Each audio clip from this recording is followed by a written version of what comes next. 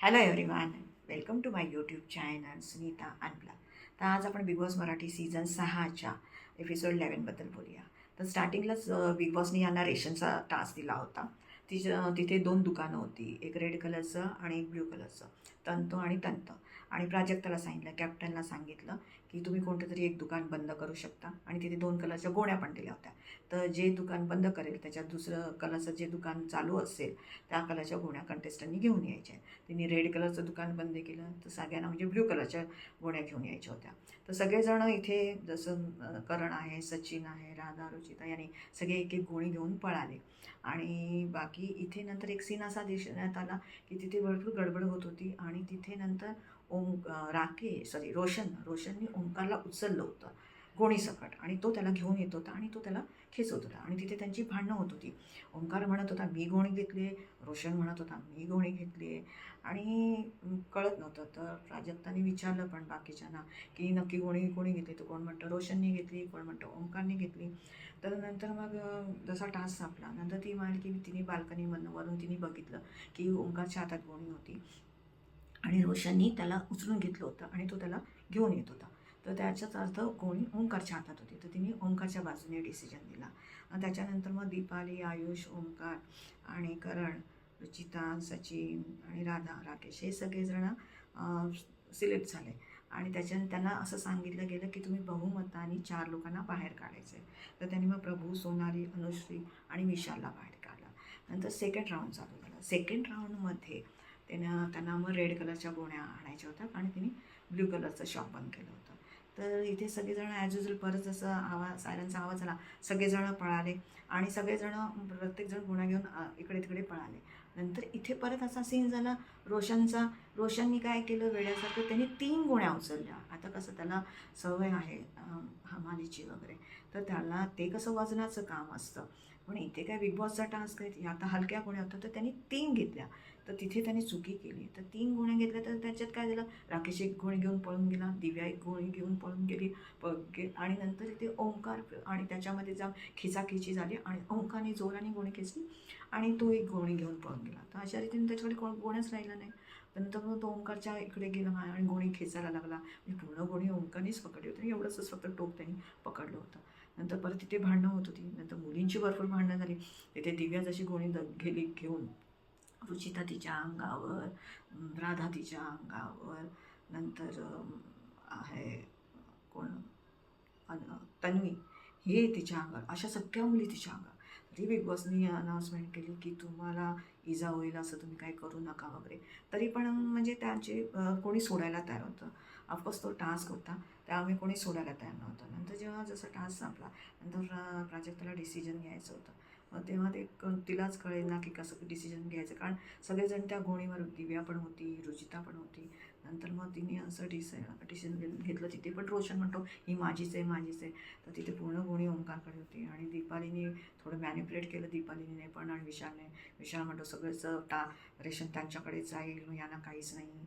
नंतर दीपाली पण म्हणाली दिव्याला देऊ नको. तर मग अशा तऱ्हेने तिने दिव्याच्या साईडने नाही डिसिजन एक केलं, तिने दिव्याच्या साईडने डिसिजन नाही घेतला. दुसरं असं केलं तिने ओंकारच्या साईडने डिसिजन दिला. त्याच्यामुळे मग दीपाली, ओंकार, राकेश, करण, रुचिता आणि सचिन हे सगळे त्यांना गोल्डन रेशन कार्ड मिळालं. मग आता ज्यांना ब्रॉन्झ मिळालं त्यांना मग असं सांगण्यात आलं, कंडिशन्स दिल्या की त्यांना सात्विक अन्न खावं लागेल, बेड नाही वापरू शकणार, फर्निचर नाही वापरू शकणार, गार्डनमधला वॉशरूम आहे तो त्यांना वापरावा लागेल आणि नंतर त्यांना स्लिपिंग बॅग दिल्या जातील. आणि ते नंतर मग जेव्हा टास्क झाला तेव्हा नंतर या लोकांची भांडणंच चालू झाली. म्हणजे मला कळत नाही, रुचिता अशी का खेळते, म्हणजे तुम्ही भांडणं करा हे करा, पण ती इतकं एकदम खालच्या थराचं सगळं बोलते ना. तर तिने मग नंतर तन्वीच्या कॅरेक्टरबद्दल बोलायला लागली की खोटा लव अँगल करणारी मला काय शिकवणार.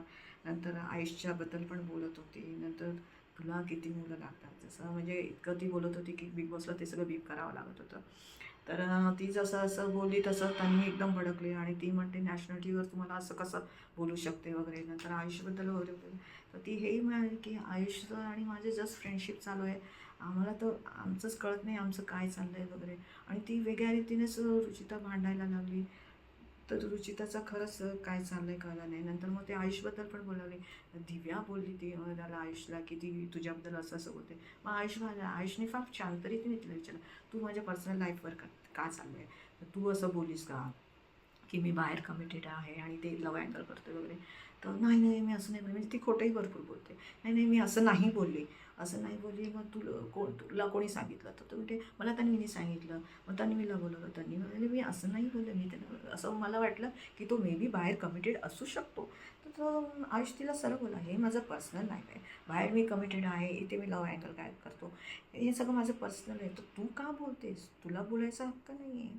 आणि नंतर मग इथे प्राजक्ता आणि दिव्या असे बसले होते आणि ते यांचा हा टोळी बसली होती, विशालची टोळीच हे नाव पडले, ती टोळी बसली होती. आणि नंतर तिथे राधा बोलली की दिव्या मला तुझं संचालन आवडलं, प्राजक्ताचं नाही आवडलं म्हणून वगैरे, तिने फार अनफेअर केलं वगैरे.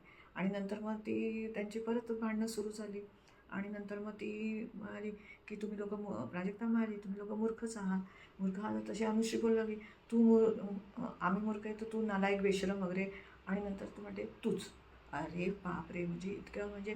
तर ती म्हणाली मी मूर्खाच्या समोर तुम्हाला शिव्या का देते बाहेर. आणि नंतर मग आतमध्ये जाऊन म्हणायला लागली मी फक्त त्यांना मूर्ख बोली तर ती मला शिव्या द्यायला लागली. तर दीपाली म्हणालेली हां शिव्या देते. नंतर ती बाहेर आली आणि तू त्याला शिव्या देत होती. तर मग अनुश्री चालू झाली, बोलते हे बघा आईला घेऊन आली, आईला घेऊन आली. म्हणजे अरे काय चाललंय अनुश्री, म्हणजे तिच्या आपण म्हणतो ना जिभेला हाडच नाही आहे तिच्या. तर अशा प्रकारे ती बोलत होती. आणि नंतर तिला मूर्ख काय म्हणते, मंदबुद्धी काय म्हणते वगैरे. नंतर मग प्राजक्ता आतमध्ये येऊन बोलली काय ह्या बिग बॉस तुम्ही क्लासलेस लोकांना बोलवलं इथे बिग बॉसमध्ये. तर ते तिला कळलं की क्लासलेस बोलत आहेत वगैरे, तर तू आमचा क्लास काढणार का, असं तसं तिला बोलायला लागली. नंतर ती म्हणजे मला तुमच्या पातळीवरती येऊन बोलायचंच नाही आहे. आणि ती निघून झाली. तर तिने अच्छा म्हणजे तुला भांडताही येत नाही आहे, वॉकआउट करते हे ते. अरे बापरे, म्हणजे तू जशी बाई भांडते तसंच सगळ्यांनी भांडायचं का. आणि नंतर मग रेशन आलं. रेशन आल्यानंतर ही बाई अनुश्रीनी अंडी चोरून तिथे कोपऱ्यामध्ये लपवली गार्डन एरियामध्ये. अरे भाई, तिथे चावी काय चोरते, इथे अंडी काय चोरते, काय चाललंय अनुश्री, काही कळत नाही. नंतर विशाल तर सगळ्यांनाच मॅन्युप्युलेट करत होता आणि सगळं म्हणजे निगेटिव्हच बोलत होता. आणि म्हणजे तो काय करतोय ते ह्या लोकांना उकसवतोय, त्याच्या टीममधल्या लोकांना, आणि दुसऱ्या लोकांना चांगलं एक्सप्लेनेशन देऊन बोलतो. म्हणजे जसं ही बोलत होती प्राजक्ता, अरे विशाल तुझ्या लोकांना समजा वगैरे, तर मग असं करतोय म्हणजे मी काय समजावणार. अरे भाई तू तू त्यांना हवा भरतो, ते लोक बोलत आहेत, त्यांना तू प्रोत्साहन देतोय आणि तू त्यांना समजावू नाही शकत. तर इथे त्याची तर पूर्ण म्हणजे नारदमुनीगिरी विलनगिरी सगळी चालू आहे. नंतर मग असं इथे सगळेजण जेवण वगैरे खात वगैरे होते आणि ते लोक एका बाजूला बसले होते, विशाल आणि हे राधा वगैरे. राधा आणि त्यांची टोळी रुचिका आणि ही अनुश्री वगैरे. आणि तो बिचारा प्रभू एकटाच तिथे बाजूला बसून जेवत होता. तेव्हा तो म्हणत होता अरे हा माणूस तर मला काय आवडतच नाही, हा गरिबी कार्ड खेळतोय वगैरे आणि असं तसं. आणि ते म्हणजे आणि हा प्रभू पण थोडा शांत शांत दिसत होता. काय झालं ते कळलं नाही. आयुष पण त्याला बोलला की तुला काय त्रास होत असेल तर मला सांग, मी माझा बेड वगैरे देईन वगैरे. कारण बिकॉज ऑफ तो हेल्थ इश्यू त्या कन्सर्नी तो बोलत होता. नंतर मग इथे सगळेजण काही नाही म्हणजे करण आणि आयुषचा काहीतरी ड्रामा चाललेला छान, काहीतरी ते लोक नाटका टाईप काहीतरी खेळत बिळत होते. नंतर सोनालीबद्दल काहीतरी उखाणा घेत होता वगैरे. म्हणजे इन शॉर्ट पूर्ण घरामध्ये राडा चालू होता. काही लव अँगलबद्दल काय बोलत आहेत, एकमेकाला घालून पाडून काय बोलत आहे. म्हणजे टोटली आजचा जो एपिसोड होता ना, तो म्हणजे ॲक्च्युली बघायला तर मजा आली. कारण बिग बॉस गेमच असा आहे की तिथे जी भांडणं होतात ती बघायला मजा येते. आणि त्या पण इथे कसं आहे, भांडणं तुम्ही करा, मला हेच म्हणणं आहे रुचिताला आणि अनुष्का, तुम्ही भांडणं करा, पण तुम्ही जी लँग्वेज वापरताना तुम्ही खालच्या थराला जाऊन बोलतायत आणि अक्षरशः काही बोलतात. म्हणजे तन्वी पण बोलली तुम्ही नॅशनल टी व्हीवरती मला हे सगळं बोलतायत आणि माझं कॅरेक्टरबद्दल बोलतायत, तर हे एवढं सगळं नाही करायला पाहिजे. म्हणजे एका गेमसाठी तुम्ही इतक्या खालच्या दर्जाला जाताय आणि एवढं सगळं बोलताय, तर चुकीचं आहे. तर उद्या बघूया, उद्या परत कॅप्टन्सी टास्क येईल आणि त्याच्यामध्ये काय होतं, पण खरं बघायला गेलं ना तर फ्रँकली स्पीकिंग ना बघायला भरपूर मजा येते. म्हणजे कसं आहे ना, जस्ट 10 दिवस झालेत आणि असं एखादा दिवस गेला असेल की टास्क नाही आहे, म्हणजे रेशन टास्क येतोय, कॅप्टन्सी टास्क येतोय, नॉमिनेशन टास्क येतोय, तर म्हणजे 10 दिवस पूर्ण बघायला मजा आली. म्हणजे जस्ट आता हिंदी बिग बॉस संपलेला आहे आणि त्यामध्ये हे काही टास्क वगैरे होत नाही तर थोडं बोरिंग होतं ना, तर इथे बघायला मजा येते. सो तुम्हाला व्हिडिओ आवडला असेल तर लाईक, शेअर आणि सबस्क्राईब करा